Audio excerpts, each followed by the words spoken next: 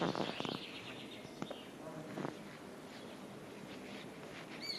الله الرحمن الرحيم. الحمد لله رب العالمين، والصلاة والسلام على سيد المرسلين وعلى آله وصحبه أجمعين ومن تبعهم بإحسان إلى يوم الدين. أما بعد. آگے تشریف لے آئیے، آگے آ جائیے، اس طرف سے بھی آ جائیے، آپ لوگ قریب ہو کر بیٹھ جائیے، درمیان میں جگہ نہ چھوڑو. بعد میں جو لوگ احباب آئیں گے ہمارے، تو انشاءاللہ ان کو آپ کو پھلانے کی ضرورت نہیں پڑے گی اور وہ آرام سے یہاں پر بیٹھ کر اس بات کو سن سکیں گے. مجمع کم ہے اور اگر منتشر ہو کر بیٹھے گا تو باہر سے جو آنے والے ہیں ان کو یہ غلط فہمی ہوگی کہ مسجد فل ہو چکی ہے اور اس کی وجہ سے وہ اندر نہیں آ پائیں گے. تو اس کا مطلب یہ ہے کہ ہم کسی کو مسجد میں آنے سے روکنے کا سبب بن جائیں گے، خدا نخواستہ. اس لیے مل کر بیٹھ جائے، جڑ کر بیٹھ جائے. بہت کم وقت میں کچھ اہم باتیں آپ کے گوشے گزار کرنی ہیں. اللہ جزائے خیر دے ہمارے حافظ محمد جاوید صاحب دامت برکاتہم العالیہ کو، کہ بڑے فکر مند ہے وہ آپ لوگوں کے حوالے سے. یہ جو حالات چل رہے ہیں ملک کے اندر، جو حالات چل رہے ہیں، اور ان حالات کے ساتھ ساتھ ابھی جو ایام چل رہے ہیں، حافظ صاحب کی پوری کوشش تھی کہ آپ حضرات کے سامنے اس حوالے سے کچھ باتیں آئی، اور مستقل ان کی جد و جہد ہے، کوشش ہے. اللہ ان کوششوں کو قبول فرمائے.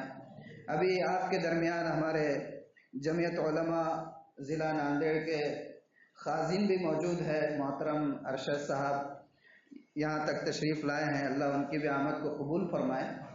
تو بہرحال کچھ باتیں میں آپ کے گوشے گزار کروں گا. مختصر وقت ہے اور مجھے جس طریقے سے حافظ صاحب نے حکم دیا ہے، 2-3 باتیں آپ کے گوشے گزار کرنی. محرم کے بارے میں بھی کچھ کہنا ہے اور شہادت حسین سے متعلق بھی کچھ آپ لوگوں کے گوشے گزار کرنا ہے. اور اسی طریقے سے اس وقت جو حالات چل رہے ہیں اور حالات کے اندر جو ہے ہماری اپنی ذمہ داری کیا ہے، حالات کن چیزوں کا تقاضا کر رہے ہیں اور ہمیں کس طریقے سے ہوش کے ناخن لینے کی ضرورت ہے، وہ باتیں بھی آپ کے سامنے مجھے پیش کرنی. تو انشاءاللہ میں کوشش کروں گا کہ کچھ باتیں جو مفید ہو آپ کے گوشے گزار کر سکوں. اللہ تعالیٰ جو باتیں بھی میں کہوں گا اس پر مجھے بھی اور ہم تمام کو جو ہے عمل کی توفیق عطا فرمائے. ابھی آپ جانتے ہیں کہ چند ہی دن ہوئے، کتنے دن ہوئیں گے، بڑی مشکل سے 5-6 دن ہوئے کہ ذی الحجہ کا مہینہ ختم ہوا، برابر ہے، اور محرم کا مہینہ جو ہے تو شروع ہوا ہے. آج تقریباً 6 تاریخ محرم الحرام کی لگ چکی ہے. 6 دن ہوئے ہیں ہمارے ایک نئے اسلامی سال کا آغاز ہوا ہے. اور اب تو یہ سوشل میڈیا اور اس کی وجہ سے واٹس ایپ اور فیس بک کی وجہ سے اچھی باتیں کم ہو رہی ہیں اور خرافات زیادہ بڑھتی جا رہی ہے. ایک دوسرے کو مبارکبادیاں دے رہے ہیں اور خوشیوں کے اظہار کیے جا رہے ہیں اور پتہ نہیں کیا کیا جو ہے تو اس کے خرافات در خرافات ہو رہی ہے. لیکن کبھی اس کے اوپر ہم لوگ غور نہیں کرتے ہیں کہ یہ جو ہمارا نیا سال ہے، اس سال کی شروعات کے اندر پس منظر کیا ہے اور ہجری اس کو کیوں کہا جاتا ہے، کن وجوہات کی بنا پر جو ہے تو یہاں سے سال کا آغاز ہوا تھا. اگر ہم ان چیزوں پر غور کریں تو ہمیں جو ہے اپنے اسلام کے یہاں تک پہنچنے پر اور آسانی سے ہمارے جو ہے کلمہ طیبہ لا الہ الا اللہ کے کہنے پر جو ہے تب فخر محسوس ہوگا کہ کتنی قربانیوں کے بعد یہ اسلام ہم تک پہنچا اور ہم جو ہے کتنی آسانی کے ساتھ اس کلمے کا اقرار کر رہے ہیں، اللہ کی وحدانیت کا اور اس کی ربوبیت کا اقرار کر رہے ہیں. لیکن مسئلہ یہ کہ ہمیں معلوم ہی نہیں ہوتا ہے. بلکہ افسوس کی بات تو یہ ہے، میں آپ کو بتاؤں کہ اس قدر برا حال ہے کہ ہمارے سارے معاملات، لین دین، ٹرانزیکشن، کاروبار اور حتیٰ کہ گھر کے اندر اگر بچیوں کی شادی اور نسبتیں طے ہو رہی ہے تو بھی جو ہے ہمارے سارے معاملات وہ شمسی کیلنڈر کے اعتبار سے چل، برابر ہے. اچھے پڑھے لکھے لوگوں کو، بلکہ علماء حفاظ کو بھی، میں کسی کی تنقید نہیں کر رہا ہوں، لیکن عام طور پر ہجری تاریخ کا علم نہیں ہوتا ہے. آخر کے جو 2-3 دن رہتے اس وقت چاند دیکھو کی وجہ سے کچھ حرکت میں واٹس ایپ پہ آ جا رہا ہے، اس لیے معلوم ہو جا رہا ہے کیا ابھی چاند نظر آیا نہیں آیا، اس کی وجہ سے معلوم ہو رہا ہے کہ نیا سال اب شروع ہونے والا ہے، نیا مہینہ شروع ہونے والا ہے، ورنہ ہمیں کب جو ہے اسلامی مہینے کی اسلامی کون سا مہینہ چل رہا ہے وہ بھی نہیں معلوم ہوتا، اور اس کی تاریخ کیا ہے تو یہ تو معلوم ہی نہیں ہوتی۔ تو بڑے افسوس کی بات ہے۔ بہرحال اس حوالے سے ایک بات ذہن میں رکھیے کہ یہ جو اسلامی سال ہمیں ملا ہے ہجرت سے، اس کا پس منظر بہت زیادہ اہم ہے۔ میں آپ کو بتاؤں کہ صحابی رسول حضرت عمر بن خطاب رضی اللہ تعالی عنہ، اللہ نے ایسی فراست اور ایسی بصیرت حضرت کو عطا فرمائی تھی کہ تاریخ انسانی کے اندر انبیاء کے بعد ویسی مثال ملنی مشکل، اور بہت سوچ سمجھ کے بات کہہ رہا ہوں کہ تاریخ انسانی میں، پوری انسانی تاریخ میں انبیاء کے بعد ویسی فراست والا آدمی ملنا مشکل ہے۔ اور یہ میں نہیں کہہ رہا ہوں، خود اللہ کے رسول نے فرمایا تھا کہ اگر میرے بعد کوئی نبی ہوتا تو کون ہوتا؟ عمر ہوتا۔ کیوں کہا تھا آپ نے؟ یہ آپ کی فراست تھی، آپ نے ہر میدان میں زندگی کے اتنی اصلاحات کی حضرت عمر نے کہ اس کی وجہ سے آپ کو حیرت ہوگی یہ سن کر کہ جب ہمارا ملک آزاد ہوا تو اس وقت گاندھی جی یہ کہنے پر مجبور ہوئے تھے کہ میں چاہتا تو یہ تھا کہ اس ملک کے اندر جو ہے ابو بکر و عمر کی طریقے کی جو ہے کہ حکومت قائم، کیونکہ انہیں بھی اندازہ تھا اتنی فراست والے لوگ، لیکن ہمیں اس کا اندازہ نہیں ہے۔ تو ہوا کچھ یوں کہ حضرت عمر فاروق رضی اللہ عنہ کے عہد مبارک میں حضرت ابو موسیٰ اشعری رضی اللہ عنہ، حضرت ابو موسیٰ اشعری یہ آپ کے دور خلافت میں ایک جگہ کے گورنر تھے، انہوں نے حضرت عمر سے کہا کہ حضرت آپ کے بہت سارے فرامین آتے ہیں، آپ کے کچھ آرڈیننس آتے ہیں، حکومت کے کچھ ریگولیشنز ہوتے ہیں، وہ ہمارے پاس آتے ہیں، آپ لوگ ادھر متوجہ رہیں کہ آپ کے فرامین ہمارے پاس آتے رہتے ہیں اور ہم اس کو جمع کر کے رکھتے ہیں، تو اس میں تاریخ کا کوئی نظم نہیں ہوتا ہے، ہم اگر اس کو سنبھال کر رکھے اور کئی سالوں کے بعد اس کو اگر نکال کر دیکھیں تو ہمیں کیسے پتہ چلے گا کہ یہ آپ کا فرمان کون سی تاریخ کا ہے اور یہ فرمان کون سی تاریخ کا ہے۔ اس لیے بہتر یہ ہے کہ کوئی تاریخ کا نظام آپ مرتب کر دیجئے تاکہ ہمیں جو ہے پوری جو آپ کے فرامین نافذ ہوتے ہیں، فرامین جاری ہوتے ہیں، ان کو ہم ایک فائل کی شکل میں جمع کر سکیں۔ حضرت عمر کو یہ رائے بہت پسند آئی، اور اس حوالے سے جو ہے حضرت عمر نے مشورہ کیا صحابہ کرام سے۔ بہت ساری چیزیں ایسی ہیں اسلام کی تاریخ میں کہ اس کو جو ہے، بلکہ اسلام کی تاریخ کے بنیادی واقعات اور اس کو جو ہے اسلامی سال کے شروع ہونے کے لیے بنیاد بنایا جا سکتا تھا۔ مثال کے طور پر مجھے یہ بتائیے، کیا دنیا کے اندر اللہ کے رسول صلی اللہ علیہ وآلہ وسلم کی ولادت کے دن سے بڑھ کر کوئی مبارک دن ہو سکتا تھا؟ کہ آپ کا وجود مسعود اس دنیا کے اندر جو ہے تو وہ آیا ہے، آپ اس دن پیدا ہوئے ہیں، انسانیت کو اس تاریخ میں پوری انسانیت کے لیے جو رحمت للعالمین قرار دیا گیا ہے اس کا وجود جو ہے تو آیا ہے، اس سے بڑھ کر کوئی دن ہو سکتا ہے؟ صحابہ نے رائے دی، لیکن حضرت عمر نے اور دوسرے صحابہ نے کسی مصلحت سے اس کو قبول نہیں کیا، یہ تاریخ کو قبول نہیں کیا۔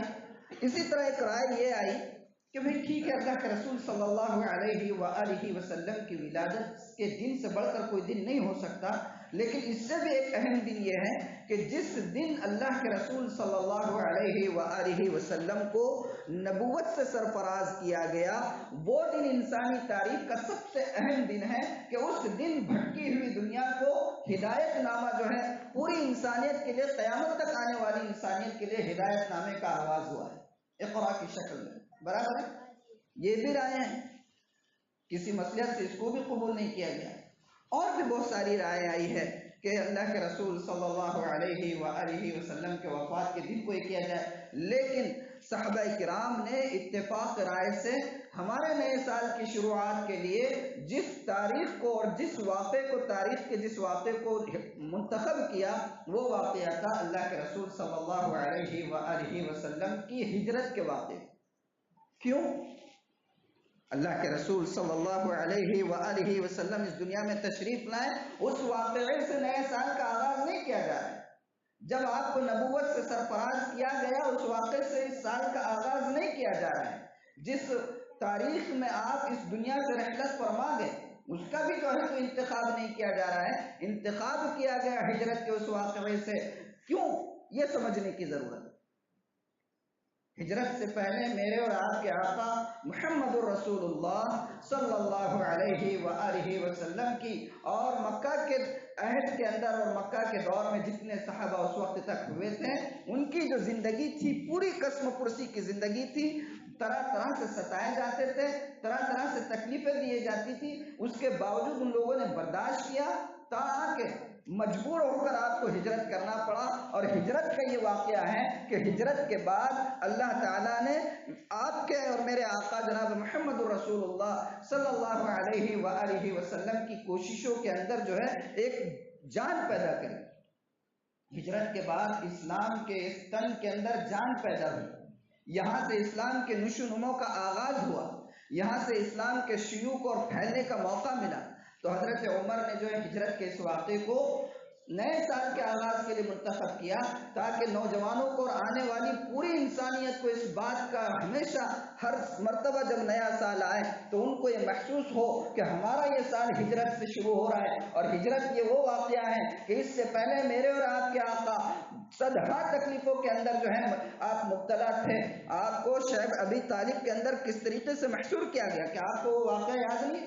2 سال تک آپ کا بائیکاٹ کیا گیا ہے، بائیکاٹ اور مکمل بائیکاٹ، اور صرف آپ کا نہیں، آپ کے پورے گھرانے کا، اور آپ کے صرف گھرانے کا نہیں بلکہ آپ کے پورے خاندان کا جو ہے تو بائیکاٹ کیا گیا۔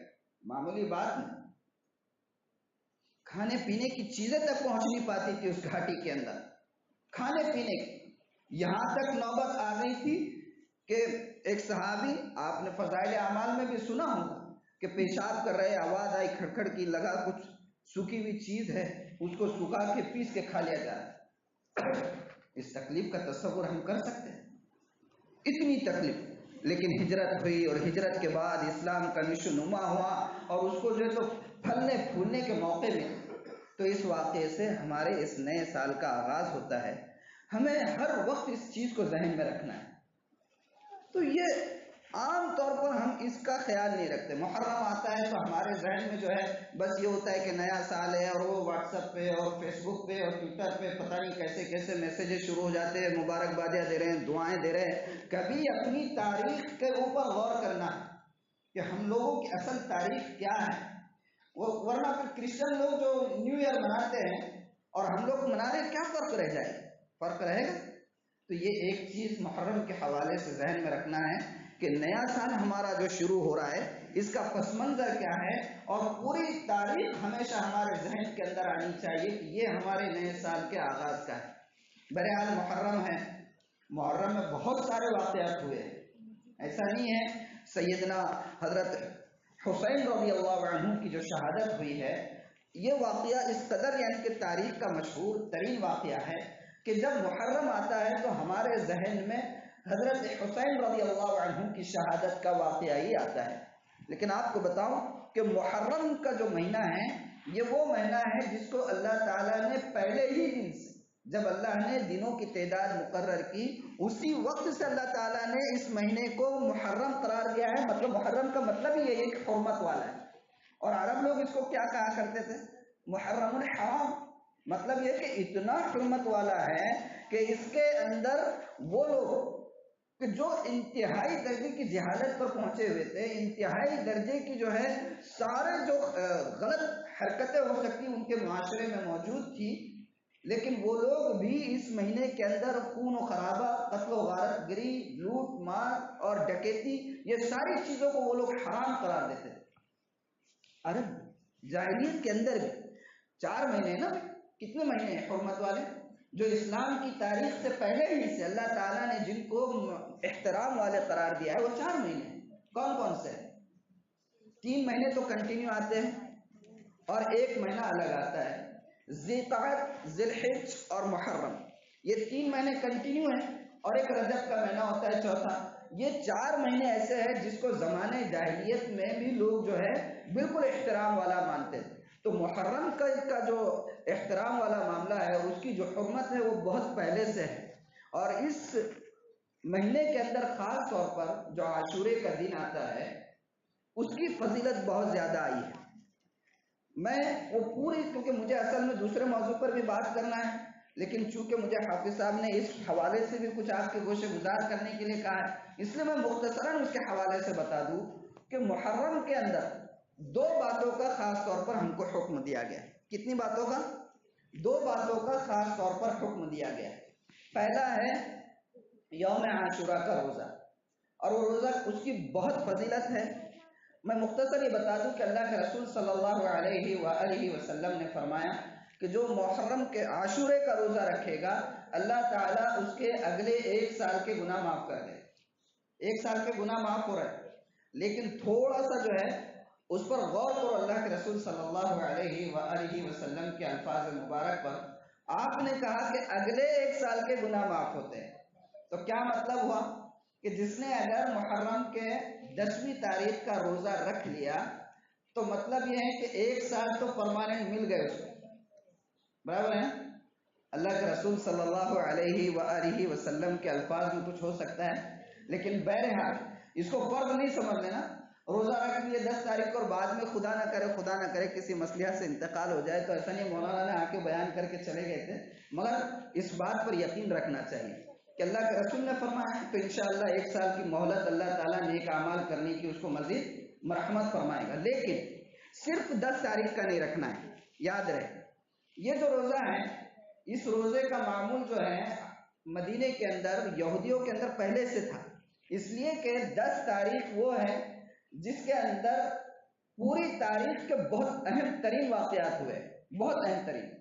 عام طور پر آپ لوگوں نے سنا بھی ہوگا، ائمہ حضرات، خطبہ حضرات مسجدوں میں بولتے بھی ہیں، لیکن پھر بھی جیسے میں آپ کو مختصراً بتا دوں کہ تاریخ کے اہم ترین واقعات، حضرت آدم علیہ السلام کی توبہ، حضرت نوح علیہ السلام کی کشتی کا جو ہے جودی پہاڑ سے جا کر لگ جانا، حضرت یونس علیہ السلام کا جو ہے تو مچھلی کے پیٹ سے باہر آنا، اور حضرت موسیٰ علیہ السلام کا اپنی قوم کو لے کر سمندر پار کر جانا، یہ سارے تاریخ کے اہم ترین واقعات یہ 10 تاریخ کو ہے محرم کی 10 تاریخ.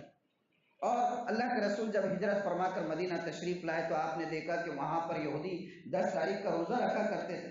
آپ نے پوچھا بھائی کیا بات ہے، آپ لوگ روزہ کیوں رکھتے ہو؟ تو بتایا گیا کہ چونکہ اس تاریخ کو ہمارے پیغمبر حضرت موسیٰ علیہ السلام کو اللہ تعالیٰ نے بنی اسرائیل سے، موسیٰ علیہ السلام نے بنی اسرائیل کو فرعون کے ظلم و استبداد سے نجات دلا کر باہر لے کر آ گئے تھے، اس خوشی میں ہم لوگ روزہ رکھتے ہیں. تو آپ نے فرمایا تھا کہ ہم تو پھر آپ لوگوں سے زیادہ جو ہے موسیٰ کے اس عمل کے اوپر روزہ رکھنے کے حقدار ہیں، اور آپ نے روزہ رکھنا شروع کیا. ایک بات اور صحابہ کو بھی حکم دیا. یہاں پر میں ایک بات آپ کو یہ بتاؤں کہ اس سے یہ لگ سکتا ہے کہ ہمیں تو عام طور پر کہا جاتا ہے کہ من تشبہ بقوم فہو منہم، کہ اگر کوئی کسی دوسری قوم کی نقل اتارے گا تو وہ ان کے جیسا ہو جائے گا. برابر ہے؟ یہ ہم عام طور پر سنتے ہیں. ابتدا میں جب اللہ کے رسول صلی اللہ علیہ وآلہ وسلم مکہ سے مدینہ ہجرت فرما کر تشریف لائے تو اس وقت آپ کی خواہش یہ ہوتی تھی کہ کسی طریقے سے اہل کتاب یعنی یہود بھی اور نصارہ بھی وہ اسلام میں داخل ہو جائے.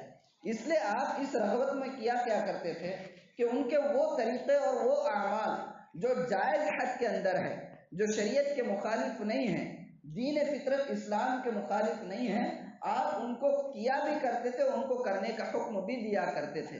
لیکن جب آپ نے مستقل ان کا جو ہے معاندانہ رویہ دیکھا اور آپ کو یہ یقین ہو گیا کہ یہ جو ہے حق بات کو قبول کرنے کے لیے تیار ہی نہیں ہے، تو پھر آپ صلی اللہ علیہ وآلہ وسلم نے اس وقت صحابہ سے یہ کہا کہ اب آئندہ سے اگر تم کو 10 تاریخ کا روزہ رکھنا ہے محرم کا تو 1 دن کا روزہ مت رکھنا. انشاءاللہ اگر میں حیات رہا تو آئندہ سال 10ویں روزے کے ساتھ 1 روزہ اور ملا کر رکھا کروں گا، یعنی 9ویں تاریخ کا ہو یا 11ویں تاریخ کا ہو. تو یہ ایک کام ہوا. اور دوسرا کام اس تاریخ میں کرنا کیا ہے؟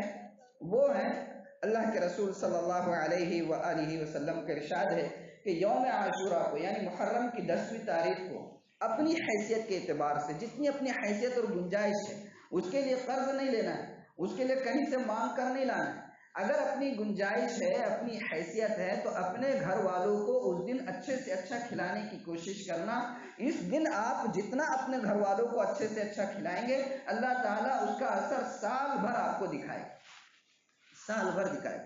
تو یہ دو کام محرم کے حوالے سے انشاءاللہ کرنا ہے، کریں گے انشاءاللہ۔ ایک تو کوشش کریں کہ روزہ ہی رکھیں، روزہ سب سے اہم چیز ہے، اس سے بڑی فضیلت والی بات نہیں ہے۔ اور یہ جو اتنی بڑی خوشخبری اللہ کے رسول صلی اللہ علیہ وسلم نے دی ہے کہ 1 سال کے گناہ معاف ہو جائیں گے، معمولی بات نہیں ہے، ٹھیک ہے نا؟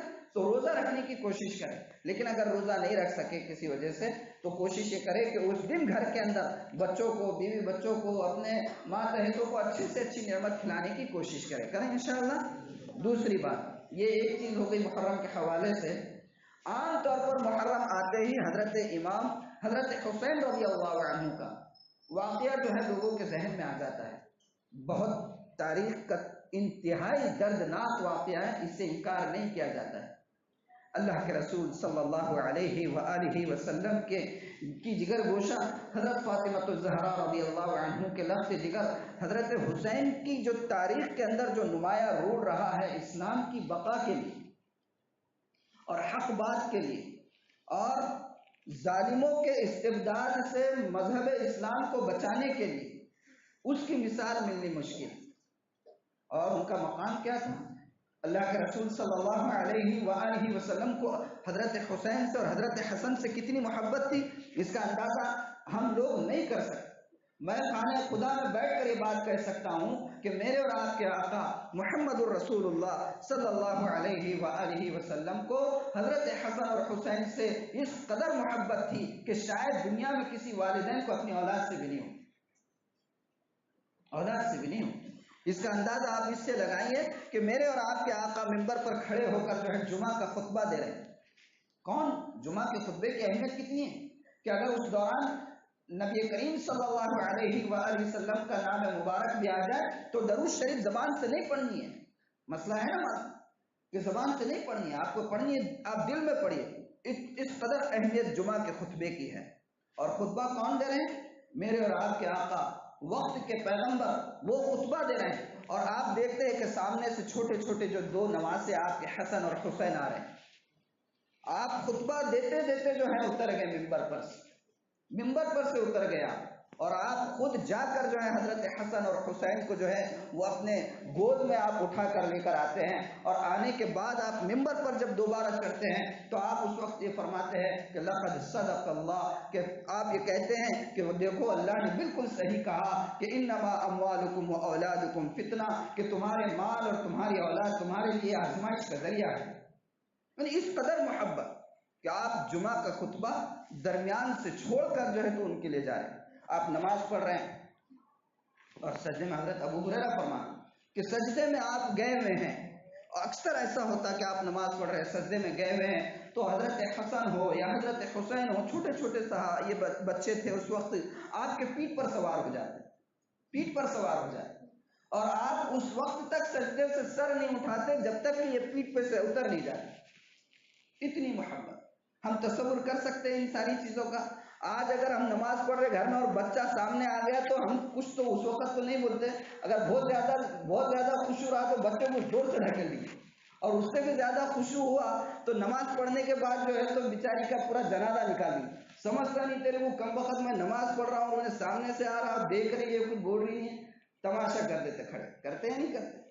لیکن اللہ کے رسول صلی اللہ علیہ وآلہ وسلم کی محبت کا اندازہ دیکھیں کہ نماز میں ان کے پیٹھ پر اگر وہ سوار ہو جائیں تو آپ اس قدر لمبا سجدہ کر دیتے کہ جب تک وہ اتر نہیں جاتے آپ سجدے سے سر نہیں اٹھاتے۔ ایسی محبت اللہ کے رسول صلی اللہ علیہ وآلہ وسلم کو اپنے ان نواسوں سے تھی، بہت محبت۔ اگر باتیں اس حوالے سے بیان کرتے جائے تو کافی وقت ہو جائے گا، میں اس ساری تاریخ کو اور ان ساری چیزوں کو نہیں بتاؤں گا، بس مجھے بتانا یہ ہے کہ اس قدر محبت ہے میرے اور آپ کے آقا کو اپنے نواسوں سے۔ اور ایک بات یہ بھی ذہن میں رہے، محبت کیوں کرنی ہوگی؟ بھئی آپ کو تو کفار مکہ اپنے جو تو غلط فہمی کے اندر یہ کہا کرتے تھے کہ آپ ابتر ہے۔ کیا ہے؟ ابتر ہے۔ آپ پڑھتے ہو نا اِنَّا أَعْطَيْنَاكَ الْكَوْثَرَ، یہ جو آیت ہے اس کے اندر آخر میں جو ابتر ہے، تو اس کا مطلب کیا ہے؟ ابتر کا مطلب ہوتا ہے ایسا شخص جس کی کوئی نرینہ اولاد باقی نہ رہی ہو اور جس کے مرنے کے بعد اس کا سلسلہ نسب جو ہے آگے اس کی نسل جو ہے وہ نسل اس کی ختم ہو جائے۔ تو کفار مکہ آپ کو ابتر کہا کرتے تھے، تو اللہ تعالیٰ نے قرآن کریم کے اندر فرمایا کہ نہیں، آپ ابتر نہیں ہیں، آپ کی نسل ختم ہونے والی نہیں ہے۔ یہ لوگ جو آپ کو تانا دے رہے ہیں، اصل میں ابتر تو یہ ہیں، ان کی نسل ختم ہو جائے گی۔ آج آپ پوری دنیا کے اندر جتنے ماہرین ہیں انساب نسب کے جاننے والے، ان کو پکڑ کر بیٹھ جائیے اور ان کو پکڑ کر پوچھئے کہ کہاں ہیں ابو لہب کے ماننے والے اور اس کی اولاد کا کوئی ہے پتہ، کوئی ٹھکانہ ہے؟ کہیں پر بھی نہیں ملے گا۔ لیکن اللہ کے رسول صلی اللہ علیہ وآلہ وسلم کا سلسلہ، آپ کا جسمانی سلسلہ بھی اور آپ کا روحانی سلسلہ بھی الحمدللہ آج پوری دنیا میں پھیلا ہوا ہے، اور اتنی تعداد میں پھیلا ہوا ہے کہ اس کی تعداد کا اندازہ ہم اور آپ نہیں کر سکتے۔ اس وقت پوری دنیا کے اندر جو 1 ارب اور 1 ارب 15 کروڑ مسلمان جو موجود ہیں، یہ پورے کے پورے 1 ارب 15 کروڑ مسلمان اللہ کے رسول صلی اللہ علیہ وآلہ وسلم کا روحانی سلسلہ ہے۔ ہم آپ کی روحانی اولاد ہیں۔ کیا میں اور آپ کے ازواج مطہرات کو ام المؤمنین نہیں کہتے، اپنی مائیں نہیں کہتے؟ ہم اللہ کے رسول کی روحانی اولادیں ہیں، اور ہمارا یہ سلسلہ جو ہے یہ باقی ہے۔ اور اللہ کے رسول صلی اللہ علیہ وآلہ وسلم کا جو جسمانی سلسلہ ہے، وہ جسمانی سلسلہ بھی دیکھیے آپ، وہ حضرت حسین اور حضرت حسن ہی سے پھیلا ہوا ہے۔ آج پوری دنیا کے اندر آپ کو حسنی اور حسینی حضرات ملیں گے الحمدللہ۔ تو یہ جو قرآن میں کہا گیا ہے کہ دشمن آپ کو تانا دیا کرتے تھے، یہ تانا انہی کے اوپر آیا۔ اللہ کے رسول صلی اللہ علیہ وآلہ وسلم کا یہ سلسلہ آج تک چلا رہا ہے۔ لیکن آپ کو بتاؤں کہ دشمنان اسلام صرف تانا دینے پر اکتفا نہیں کیا کرتے تھے، بلکہ ان کی ہمیشہ سے یہ کوشش رہی ہے کہ اس آپ کے سلسلے کو، آپ کی نسل کے سلسلے کو اور آپ کے روحانی سلسلے کو کسی طریقے سے دنیا سے ختم کر دے۔ اس کی سازشیں پہلے دن سے ہوتی آئی، پہلے دن سے یہ کوشش ہی تو تھی کہ جس کی وجہ سے وہ لوگ یہ برملا کہا کرتے تھے کہ آپ کا سلسلہ آگے نہیں بڑھے گا کیونکہ آپ کی نرینہ اولاد نہیں ہے۔ لیکن جب اس میں کامیاب نہیں ہوئے تو کیا کیے؟ منافقوں کا تو مدینے میں بازار گرم تھا، ان لوگوں نے سازشیں کرنی شروع کی۔ اس طریقے سے سازشیں شروع کی کہ کسی طریقے سے یہ روحانی سلسلہ بھی ختم ہو جائے اور یہ جسمانی سلسلہ بھی ختم ہو جائے۔ حضرت ابوبکر صدیق رضی اللہ عنہ کے عہد مبارک تک، حضرت عمر فاروق رضی اللہ عنہ کے عہد مبارک تک منافقین کو اور اسی طریقے سے یہود و نصارہ کو کسی طریقے سے ہمت نہیں ہوئی کہ اس روحانی سلسلے پر یا جسمانی سلسلے پر نظر بھی اٹھا کر دیکھے۔ لیکن جب حضرت عثمان رضی اللہ عنہ کا دور آیا تو اس وقت یہودی بھی اور اس وقت منافقین بھی سازشوں کے اندر کامیاب ہو گئے، اور انہوں نے طرح طرح کے بہانوں کے ذریعے سے مسلمانوں میں اختلافات پیدا کرنا شروع کیے۔ حضرت عثمان رضی اللہ عنہ کی خلافت اور آپ کے ذریعے سے جو عمرا، جو وزراء اور اسی طریقے سے جو گورنرز وغیرہ منتخب کیے جاتے تھے، متعین کیے جاتے تھے، اس کے اوپر اشکال پیدا کرنا شروع کیے، اور اس طریقے سے حکومت کے کاموں کے اندر جو ہے وہ لوگ درار ڈالنے لگے، اور اس کا نتیجہ جو ہے بہت سارے فتنوں کی شکل میں وہاں سے شروع ہوا۔ یہ اس کی تاریخ کا ایک تسلسل ہے۔ لیکن اللہ کا کرم ہے کہ اس وقت بھی وہ لوگ کامیاب نہیں ہوئے۔ جب وہاں کامیاب نہیں ہوئے، حضرت معاویہ رضی اللہ عنہ، پوری تاریخ نہیں سناؤں گا، مختصراً سرسرے آپ کو سناتے ہوئے آگے جا رہا ہوں، بہت ساری دوسری باتیں بھی کرنی ہیں۔ تو ان کا پورا مقصد یہ تھا کہ کسی طریقے سے یہ روحانی سلسلہ اور یہ جسمانی سلسلہ ختم ہو جائے۔ حضرت علی رضی اللہ عنہ کی شہادت کے بعد حضرت معاویہ رضی اللہ عنہ خلیفہ بنائے گئے۔ یہ خلیفہ آپ کو متعین کیا گیا، اور وہ اس طریقے سے ہوا کہ حضرت حسن رضی اللہ عنہ نے خود ہی آپ کے حق میں دستبردار ہو گئے۔ حضرت معاویہ خلیفہ بن کر انہوں نے اپنی زندگی کے اندر حضرت حسن رضی اللہ عنہ کو اپنے بعد کے لیے خلیفہ نامزد کر دیا، اپنے بعد کے لیے حضرت حسن کو خلیفہ نامزد کر دیا۔ لیکن اتفاق ایسا ہوا کہ حضرت حسن رضی اللہ عنہ کی وفات پہلے ہو گئی حضرت معاویہ رضی اللہ عنہ سے۔ جب یہ وفات حضرت حسن کی ہو گئی تو اس کے بعد حضرت معاویہ کے کچھ قریبی لوگوں نے آپ سے یہ درخواست کی کہ حضرت آپ جو ہیں ابھی بہت مشکل سے اسلام کا یہ بکھرا ہوا شیرازہ جو ہے وہ ایک جگہ جمع ہوا ہے، اب آپ اپنے بعد کسی ایک کو متعین کر دیجئے کہ جس کے اوپر سارے لوگ جو ہیں متحد ہو جائیں۔ حضرت معاویہ کو یہ رائے پسند آئی تو آپ نے کہا کہ مشورے سے یہ طے کریں گے، لیکن کچھ لوگوں نے کہا نہیں حضرت مشورے کی کیا ضرورت ہے، آپ اپنے صاحبزادے ہی کو متعین کر دیجئے۔ بہرحال بہت سارے مشورے ہوئے، بہت ساری رائے آئیں، کوئی موافقت میں بھی رائے دی ہے، کسی نے جو ہے کہا کہ نہیں ان کو نہیں بنانا چاہیے، لیکن رائے مختلف آتی رہی اور حضرت معاویہ نے اپنے بعد اپنے صاحبزادے یزید کو، اپنے لڑکے یزید کو جو ہے اگلی خلافت کے لیے متعین کر دیا۔ اب میں آپ کو بتاؤں کہ جہاں تک حضرت معاویہ کے دور تک کی بات تھی، اس وقت تک چونکہ حضرت حسن رضی اللہ عنہ کا نام متعین کر دیا گیا تھا اور وہ خود دستبردار ہو گئے تھے اور ان کو پتا تھا کہ حضرت معاویہ رضی اللہ عنہ صحابی رسول ہیں، وہ صحابی ہیں کہ جب اللہ کے رسول صلی اللہ علیہ وآلہ وسلم پر وحی اترا کرتی تھی تو آپ ان کو بلا کر ان کے ہاتھ سے وحی لکھوایا کرتے تھے، اتنا بڑا ان کا مقام تھا۔ صحیح یعنی ہاتھوں میں زمام حکومت تھی، سارے صحابہ مطمئن تھے۔ لیکن جب یزید کا نام آیا تو اکثر ملکوں کے اندر، تقریباً ملکوں کے اندر ایک فرمان جاری کر دیا گیا کہ بھئی حضرت معاویہ کے بعد یزید خلیفہ بنیں گے، ان کے ہاتھ پر بیعت کرنا ہے۔ کئی جگہوں پر بیعت ہوئی، اکثر جگہوں پر بلکہ بیعت ہو گئی، لیکن چند بڑے بڑے صحابہ تھے جیسے حضرت عبداللہ ابن عمر ہے، حضرت عبداللہ ابن عباس ہے، حضرت عبداللہ ابن عبد الرحمن ابن ابی بکر ہے، حضرت حسن ہے، یہ لوگوں نے جو ہے بیعت نہیں کی۔ ان کا کہنا یہ تھا کہ اسلام کا جو تصور ہے خلافت کا، وہ خلافت کے تصور کے اندر باپ کے بعد اگر بیٹا واقعتاً لائق ہے تو گنجائش تو ہو سکتی ہے، لیکن اگر اس کو تجربہ نہیں ہے اور وہ اس کے لائق نہیں ہے، اس کی زندگی جو ہے عملی طور پر متفق علیہ نہیں ہے، تو اس کو حکومت کی زمام سونپ دینا یہ پورے اسلامی ڈھانچے کے لیے جو ہے نقصان دہ ہو سکتا ہے۔ تو حضرت حسین رضی اللہ عنہ نے بیعت کرنے سے انکار کر دیا، بیعت کرنے سے انکار کر دیا۔ میں آپ کو بتاؤں کہ اگر حضرت حسین حکومت کے خواہش مند ہوتے، اگر حضرت حسین خلافت کے خواہش مند ہوتے، اگر حضرت حسین دنیا کے جو ہے تو خواہش مند ہوتے تو یہ جو آپ نے کام کیا وہ حضرت معاویہ کے دور میں بھی تو کر سکتے تھے۔ حضرت معاویہ کی خلافت کے وقت بھی تو آواز اٹھائی جا سکتی تھی، لیکن ان کو معلوم تھا کہ یہ جو خلافت کا طریقہ ہے اور ان کی حکمرانی کا طریقہ ہے وہ اسلام کے طریقے کے موافق ہے، اس وقت نہیں کیا گیا۔ اور اگر حضرت حسین رضی اللہ عنہ دنیا کے اور اسی طریقے سے حکمرانی کے خواہش مند ہوتے تو کچھ ساز باز کی جا سکتی، لیکن آپ کو حیرت ہوگی کہ حضرت حسین رضی اللہ عنہ کو بڑے بڑے صحابہ نے جو ہے تو منع کیا کہ آپ جو ہیں کوفہ کے لوگوں کے بار بار آپ کو خط آ رہے تھے کہ آپ آ جائیے۔ کوفہ میں زیادہ تر یہودیوں کا، جو عبداللہ ابن سبا اور اس کا ٹولہ تھا، جو دراصل یہودیوں کے ذریعے سے پیدا کردہ تھا، وہ لوگوں کی کوشش تھی کہ روحانی اور جسمانی سلسلے کو ختم کریں۔ اس کے لیے انہوں نے کیا کیا کہ پہلے تو حضرت معاویہ کے پاس ان لوگوں نے خطوط بھیجے کہ آپ اپنے بعد جو ہے تو یزید کو متعین کر دیجئے، ہم بیعت کرنے کے لیے تیار ہیں۔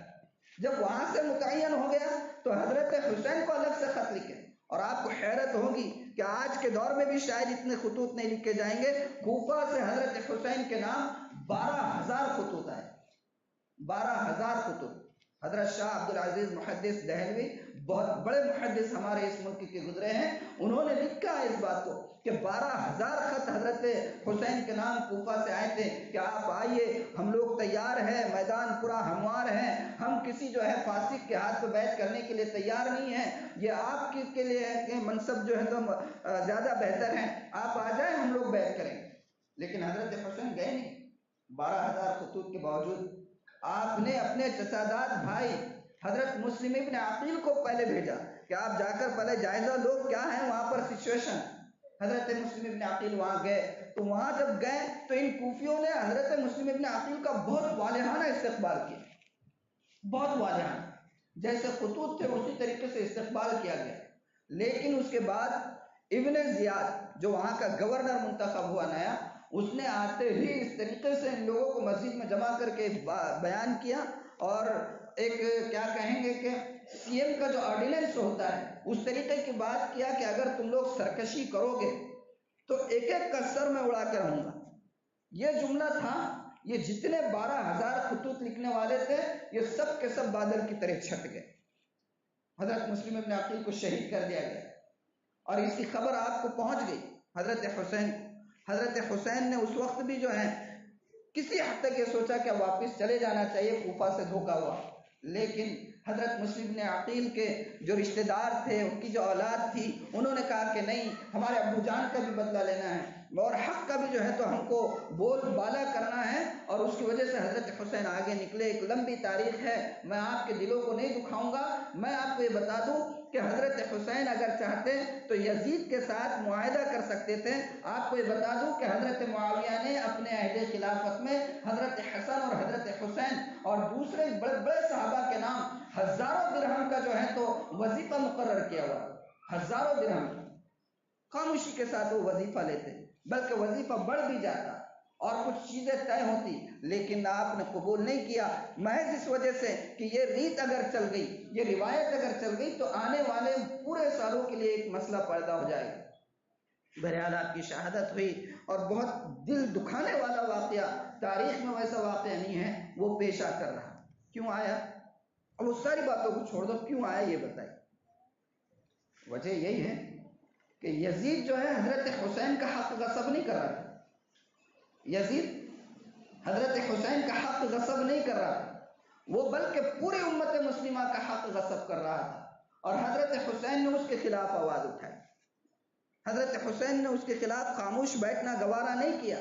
آپ نے یہ نہیں کہا، یہ نہیں سوچا کہ مجھے کیا ہے، میں کچھ ساز باز کر لوں، میں کچھ معاملہ کر لوں اور اپنے مسائل کو حل کر کے خاموشی سے بیٹھ جاؤں۔ آج ہجرت کے واقعے میں ہو یا حضرت حسین رضی اللہ عنہ کی شہادت کے واقعے میں ہو، میں اور آپ اپنا جائزہ لیں کہ اس وقت ہمارا ملک کس ڈگر پہ جا رہا ہے۔ جب سے 2014 میں یہ حکومت آئی ہے، ہمارے ملک کے اندر اسلام اور اسلام کے ماننے والوں کے لیے ایک عجیب کیفیت پیدا ہو گئی، ہوئی ہے یا نہیں ہوئی؟ آپ جانتے ہیں طلاق کا مسئلہ جو اس وقت ہوا بن کر کھڑا ہوا تھا، مسلم پرسنل لا بورڈ کا نام شاید ہی بہت سے پڑھے لکھے لوگوں نے بھی نہیں سنا تھا، لیکن ہر جمعہ میں جو ہے تو مسلم پرسنل لا کی للکار ان کے کانوں پہ آ رہی تھی یا نہیں آ رہی؟ کیا ہے یہ مسلم پرسنل لا؟ یہ طلاق کے مسئلے کیا ہیں؟ مجھے بتاؤ کہ طلاق کا مسئلہ کوئی مسئلہ ہے؟ آپ کو بتاؤں کہ جو سیاست کے اندر ماہرین کا کہنا ہے کہ اگر کوئی حکومت اپنی کارکردگی کے اندر فیل ہو جاتی ہے، اگر کوئی حکومت اپنی کارکردگی کے اندر فیل ہو جاتی ہے تو وہ حکومت سب سے پہلا کام کیا کرتی ہے کہ وہ حکومت چونکہ اپنے کاموں کے اندر فیل ہو گئی ہے تو وہ نان ایشوز کو ایشو بناتی ہے۔ کوئی ایشو ہی نہیں جس کا کوئی یعنی کہ بات کرنا بھی جس پہ مناسب نہیں ہے، وہ ایسے چیزوں کو ایشو بنا دیتی۔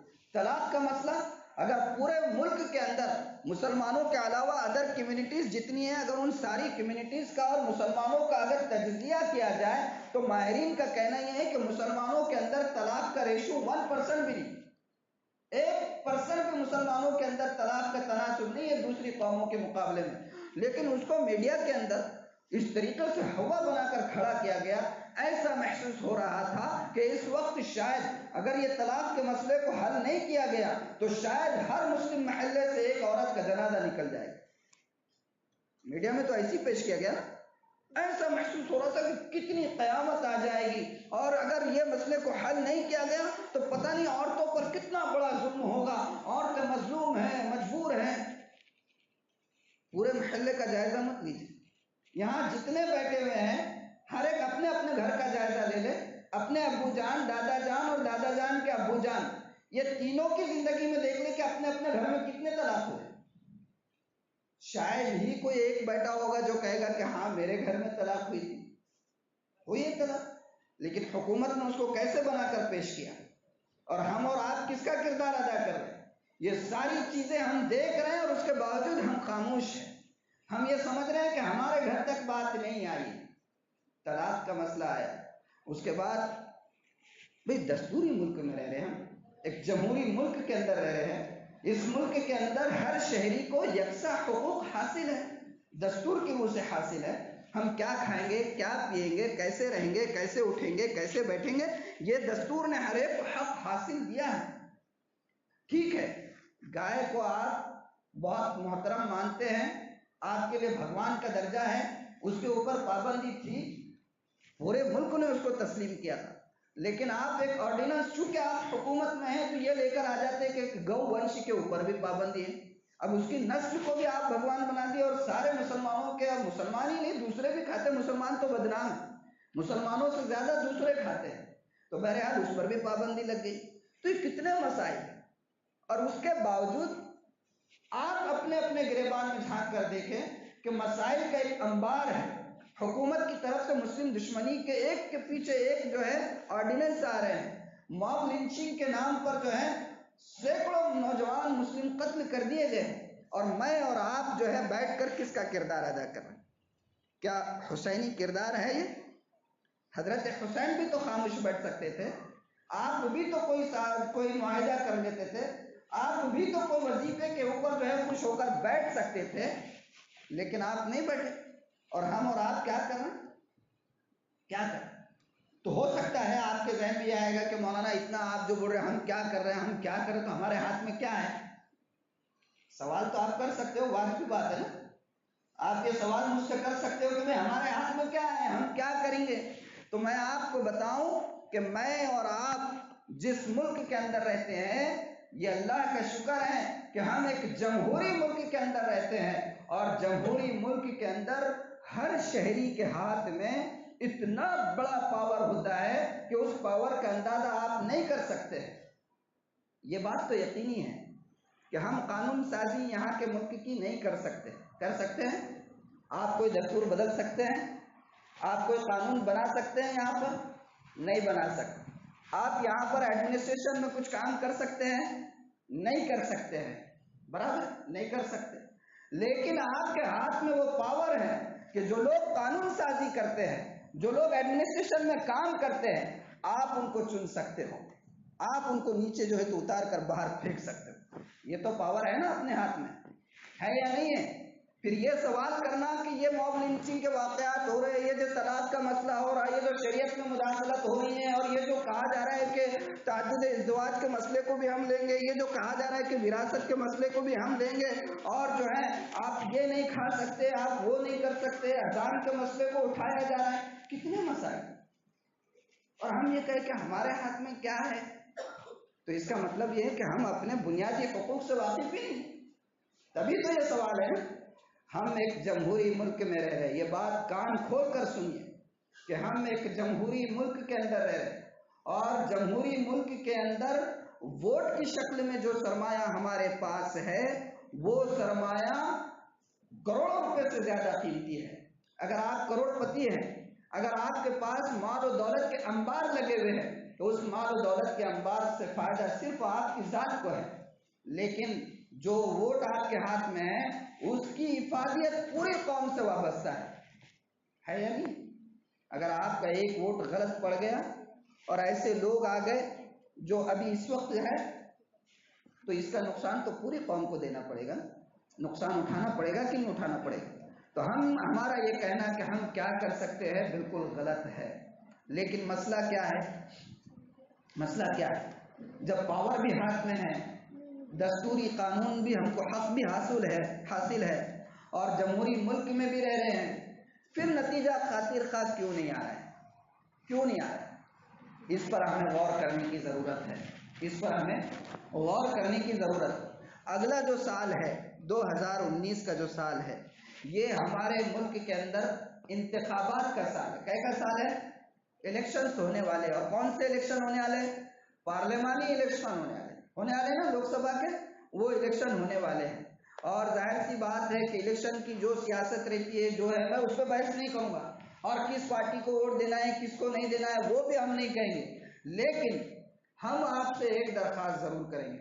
آپ کے سامنے یہ جو لوگ بیٹھے ہوئے ہیں، اپنے دن اور رات کو یہ لوگوں نے ایک کیا ہوا ہے، ہر شہر کے اندر نکڑوں پر جا کر جو ہے تو میٹنگیں لے رہے ہیں کہ دیکھو خدا را ابھی وقت ہے، ہوش میں آ جاؤ۔ گورنمنٹ کی طرف سے، الیکشن کمیشن کی طرف سے اس وقت جو ہے ووٹر لسٹ میں ناموں کے درج کرنے کا سلسلہ جاری ہے۔ آپ کو حیرت ہوگی یہ جان کر، اور یہ رپورٹ کسی پرائیویٹ کمیشن کی نہیں ہے، بلکہ خود الیکشن کمیشن کی یہ رپورٹ ہے کہ اس وقت پورے ملک کے اندر 3,36,00,000 سے زیادہ ایسے لوگ ہیں جن کی عمریں 18 اور 19 سال ہو چکی ہیں، لیکن اس کے باوجود ان لوگوں نے جو ہے الیکشن ووٹر لسٹ میں اپنے نام درج نہیں کرائے۔ वोटर लिस्ट में नाम ही नहीं दर्ज करा। 3,36,00,000 कोई मामूली फिगर है? गौर तो करें कितना बड़ा फिगर है। आपको हैरत होगी ये जानकर कि पिछले इलेक्शन के अंदर जो बीजेपी की हुकूमत इतनी भारी अक्सरियत से आई, कितनी भारी अक्सरियत से आई कि जितनी सीटें हुकूमत बनाने के लिए चाहिए उससे ज्यादा सीटें उन्होंने बगैर किसी हलीफ पार्टी की जमात के जो तायद के हासिल करी। बराबर है? तो ये क्यों आई? इसलिए नहीं आई कि पूरे हिंदुओं के वोट उनको पड़ गए। आपको ये जानकर बहुत खुशी होगी कि इस वक्त भी हमारे मुल्क के अंदर जो क्रिमिनल माइंड के और नफरतों का सौदा करने वाले और नफरतों की होली खेलने वाले बहुत मुश्किल से 5% भी नहीं हो।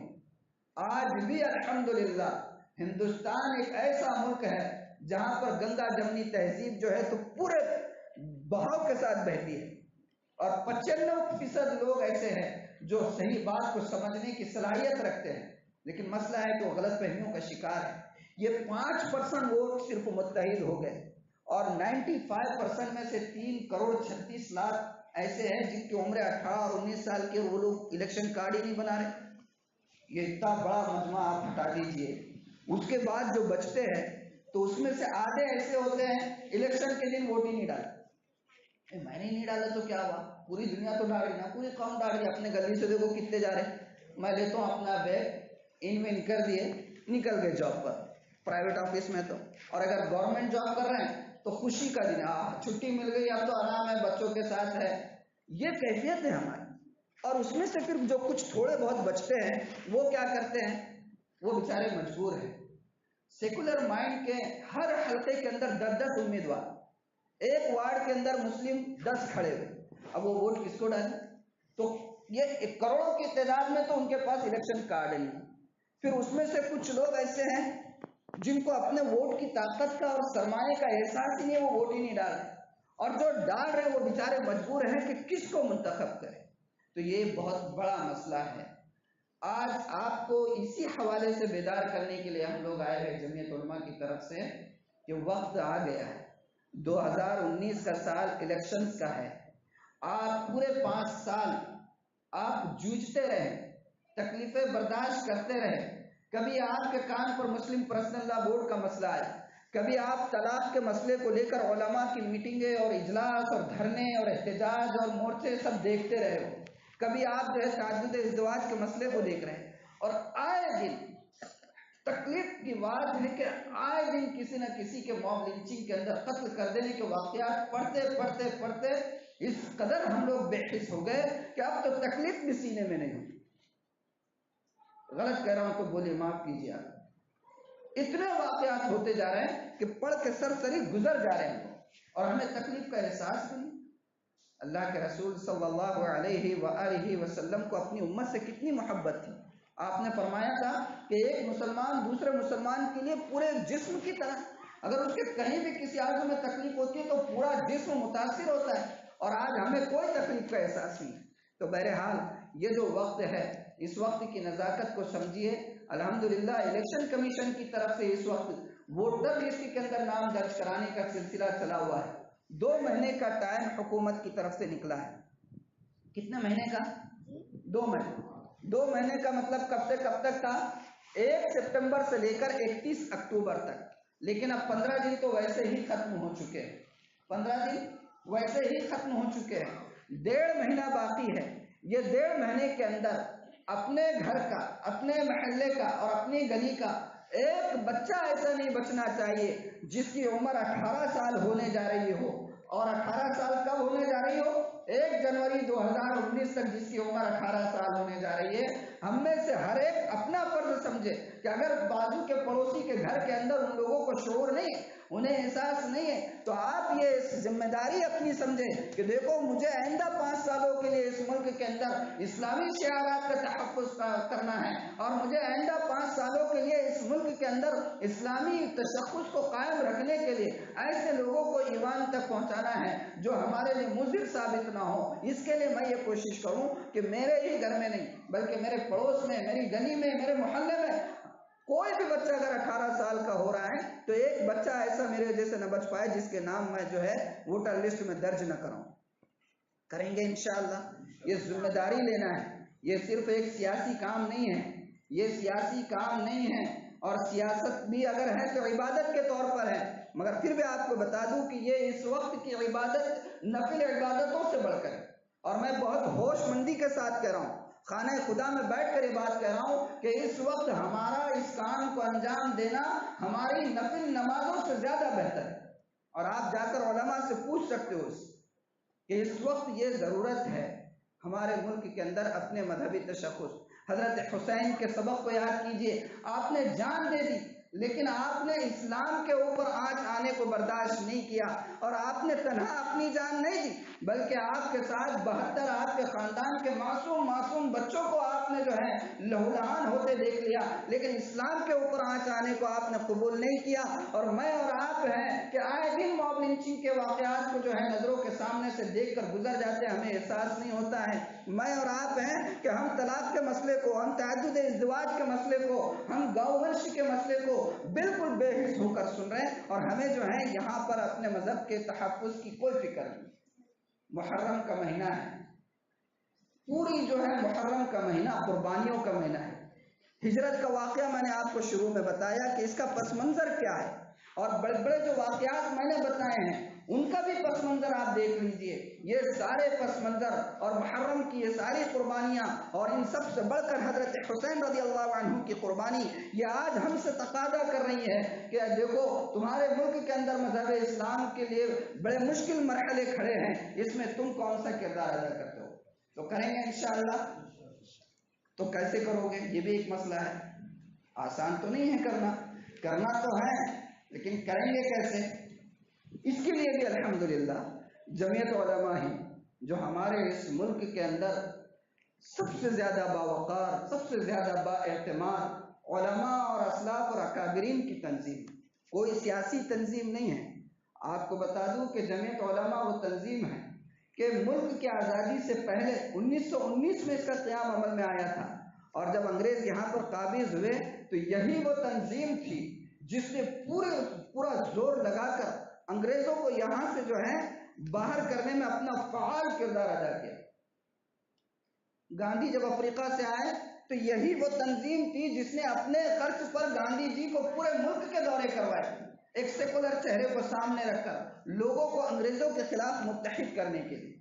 اور جب ملک آزاد ہو گیا تو ہمارے اکابرین نے، اس تنظیم کے بانیوں نے یہ کہا کہ ہمارا مقصد جو ہے اس ملک سے غاصبوں کو بے دخل کرنا تھا، اس میں ہم الحمدللہ کامیاب ہو چکے ہیں. آج کے بعد جمعیت جو ہے کوئی سیاسی تنظیم نہیں رہے گی، بلکہ ہمارا مقصد یہ ہوگا کہ چونکہ ملک تقسیم ہو کر ہمیں آزادی کی شکل میں ملا ہے اور آزاد ہوا ہے تقسیم ہو کر، تو یہاں پر جو بچے کھچے مسلمان باقی ہیں بہت تھوڑے ہیں. ہمارا مقصد یہ ہے کہ اس ملک کے اندر مسلمانوں کی شریعت کا، مسلمانوں کی جان کا اور اسلامی شعارات کا ہر حال میں تحفظ کرنا.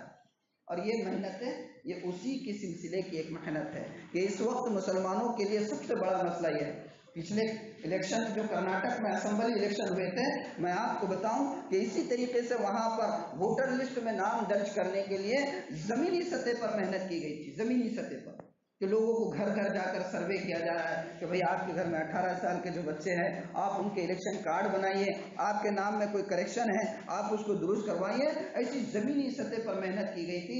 آپ الیکشن کے نتائج سے واقف ہیں. میں آپ کو نام لے کر بتاؤں کہ یڈیورپا صاحب جو ہے استعفا نہیں دے رہے تھے، رو رو کر بعد میں جو ہے تو وہیں اسمبلی میں بیٹھ کے کیسی تصویریں آئی تھی. یہ زمینی محنت کا نتیجہ تھا، یہ زمینی محنت کا نتیجہ تھا. اسی تاریخ کو ہمیں خاموشی کے ساتھ اس کو ایک عبادت سمجھ کے آئندہ 5 سالوں کے لیے اسلام کے تحفظ کے لیے، آئندہ 5 سالوں کے لیے مسجد کے میناروں سے اذانوں کی صدائیں بلند کرنے کے لیے ہمیں یہ محنت کرنا ہے. تو اس کے لیے ترتیب آپ کو بنانی ہوگی. آپ کے حافظ صاحب، امام صاحب حضرت حافظ جاوید صاحب، اللہ ان کو جو ہے ان کی عمر میں برکت دے، اس سلسلے میں بہت کوشاں ہے. جب تک انہوں نے سنا مستقل فون پر ربط ہے اور ان کی کوشش یہ ہے، اور کچھ نوجوان بھی یہاں کے میرے پاس بھی آئے تھے اور وہ لوگ بھی بہت متحرک ہے اور کوشاں ہیں کہ مولانا ہم لوگ کرنا چاہتے ہیں، آپ لوگ چند نوجوان مل کر اپنے امام صاحب سے رابطہ کیجئے اور ایک نوجوان مل کر جو ہے پورے محلے کا سروے کرنے کی کوشش کیجئے۔ انشاءاللہ آپ کے پاس آپ لوگ سروے کا کچھ نظم بنائیے، ہم آپ کے پاس یہاں پر ایک ایسا کیمپ لگائیں گے، اور وہ کیمپ کوئی عارضی نہیں ہوگا، انشاءاللہ 1-2 مہینے کے لیے لگائیں گے، جس کے اندر آپ کو بالکل فری میں، کوئی پیسہ اور کوئی خدمت اس کی نہیں دی جائے گی، بالکل فری میں آپ کے نام جو ہے ووٹر لسٹ میں درج کرانے کا کام وہاں پر ہوگا، اور یہ ساری خدمت جو ہے جمعیت آپ لوگوں کے لیے خالصتاً لوجہ اللہ کرے گی انشاءاللہ۔ تو آپ لوگ کون کون تیار ہے ذرا ہاتھ اٹھا کر بتائیے، سروے کرنے میں تعاون کریں گے اور الیکشن کارڈ اپنے بھی بنائیں گے اور پورے محلے کے کریں گے انشاءاللہ۔ تو آپ لوگ اپنے امام صاحب سے رابطے کر کے ان کے ساتھ مل کر کام کی ترتیب بنائیں، اور اسی طریقے سے یہاں پر تشریف لائی ہوئی میں اپنی ماں اور بہنوں سے بھی درخواست کروں گا کہ دیکھیے آپ کے گھر کے جو مرد حضرات ہیں، آپ کے جو بھائی ہیں، آپ کے جو بچے ہیں، وہ تو دنیا داری کے اندر اتنے مصروف ہوتے ہیں کہ انہیں زیادہ اوقات اس سلسلے کے نہیں ملتے ہیں۔ آپ انہیں گھر میں آنے کے بعد اس حوالے سے بیدار کیجیے، آپ کو اپنے بچوں کی عمروں کا صحیح اندازہ ہوتا ہے۔ ہم لوگ جس دور میں جی رہے ہیں، بہت افسوس کے ساتھ کہنا پڑتا ہے کہ والدین میں سے باپ کو اولاد کی تاریخ پیدائش یاد نہیں ہوتی ہے۔ کبھی اگر اسکول سے فون آ جائے ابا جی کو، ابو جی بتائیے آپ کے بچے کی تاریخ پیدائش کیا ہے، تو انہیں بولتا اچھا ٹھیک ہے میں گھر پہ فون کر کے معلوم کر کے بولتا ہوں، یہی کہتے تھے نا۔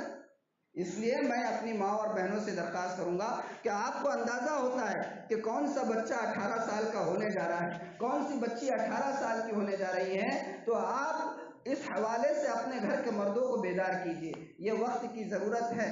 اللہ مجھے اور آپ کو اور ہم تمام کو